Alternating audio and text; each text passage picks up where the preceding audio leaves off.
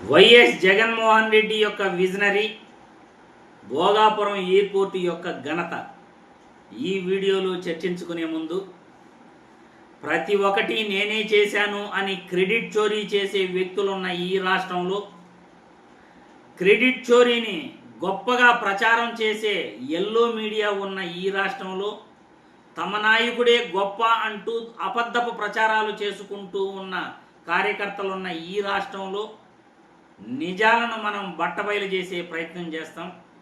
ముందుగా వీడియోకి మీరు లైక్లు చేయండి. 10 మందికి మన గొంతు వినబడాలి.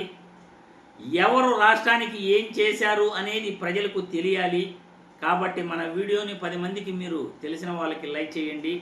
రాష్ట్రం పైన ప్రేమ ఉన్న వాళ్ళు, నిజంగా రాష్ట్ర అభివృద్ధి ఎవరు చేశారు అని నిజమైన న్యూట్రల్ ఓటర్స్ వాళ్ళే నాకు బలం.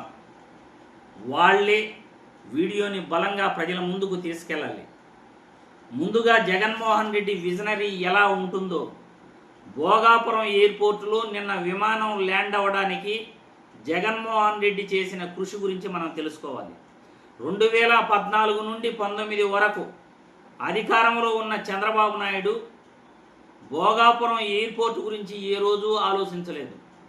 భోగాపురం ఎయిర్పోర్టు కావాలని, ఇంటర్నేషనల్ ఎయిర్పోర్టు చేయాలని, దానికి కేంద్రం నుండి అనుమతులు తీసుకోవాలని పౌర విమానయాన శాఖ టీడీపీ మంత్రి, కేంద్ర మంత్రి అశోక్ గజపతిరాజు ఉన్నప్పటికీ ఏపీ నుండి ఒక మంత్రి ఉండి కూడా చంద్రబాబు నాయుడు భోగాపురం ఎయిర్పోర్టు కోసం పర్మిషన్ తీసుకోకుండానే 2019లో ముందు హడావిడిగా భోగాపురం ఎయిర్పోర్టుకు శంకుస్థాపన చేసేశాడు. ఏ పర్మిషన్ లేదు, ల్యాండ్ పూలింగ్ చేసుకోలేదు, ల్యాండ్ రైతుల దగ్గర నుండి తీసుకోలేదు, శంకుస్థాపన చేసేసి వదిలేశాడు. కేవలం 370 ఎకరాలు మాత్రమే రైతుల దగ్గర సేకరించగలిగాడు. కానీ వైఎస్ జగన్మోహన్ రెడ్డి అధికారంలోకి వచ్చిన తర్వాత 2021లో భూ సమీకరణను ఆయన చేపట్టడం జరిగింది భోగాపురం ఇంటర్నేషనల్ ఎయిర్పోర్టు కోసం. 2022లో భోగాపురం ఎయిర్పోర్టుకు రైతులు ఇచ్చిన భూములను కోర్టు కేసులుంటే ఆ కోర్టు కేసులన్నింటినీ కూడా తొలగించి భూ సమీకరణ 2200 ఎకరాలలో భోగాపురం ఎయిర్పోర్టును నిర్మించాలని జగన్మోహన్ రెడ్డి తలంచి 2023 మే నెల 3వ తేదీ జగన్మోహన్ రెడ్డి శంకుస్థాపన చేసి ఆ రోజే ఆయన చెప్పడం జరిగింది. 2200 ఎకరాలలో గొప్ప ఇంటర్నేషనల్ ఎయిర్పోర్టు వైజాగ్కి 25 కిలోమీటర్ల దూరంలో మనం తీసుకురాబోతున్నాం, 2026కు ఇది ఓపెన్ చేయబోతున్నాం అని జిఎంఆర్ సంస్థతో ఒప్పందం పెట్టుకోవడం జరిగింది. జిఎంఆర్ సంస్థ గతంలో రాజశేఖర్ రెడ్డి భోగాపురం ఎయిర్పోర్టు కోసం ఆయన ఒకసారి శంకుస్థాపన చేశాడు. ఆ రోజు జిఎంఆర్తో ఒప్పందాలు చేసుకునేదానికి ప్రణాళిక సిద్ధం చేశాడు.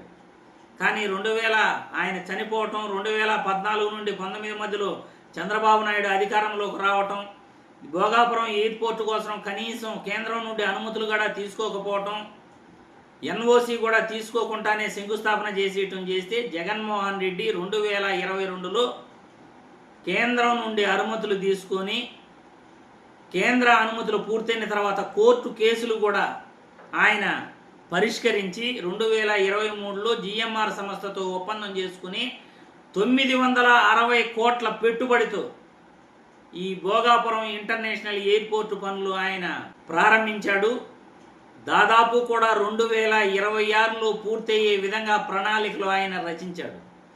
జిఎంఆర్ సంస్థతో ఒప్పందం చేసుకోవటమే జగన్మోహన్ రెడ్డి చేసిన అత్యుత్తమమైన పనిగా మనం చెప్పుకోవచ్చు. ఆ జిఎంఆర్ సంస్థ ప్రతి ఒక్కటి కూడా ప్రణాళిక ప్రకారం 2026 జనవరి కల్లా మొదటి విమానాన్ని భోగాపురం ఎయిర్పోర్టుకు తీసుకురావడం జరిగింది. అందులో మన కేంద్ర మంత్రి రామ్మోహన్ నాయుడు ఢిల్లీ నుండి ఎయిర్ ఇండియా విమానం ద్వారా భోగాపురం ఎయిర్పోర్టులో దిగటం జరిగింది.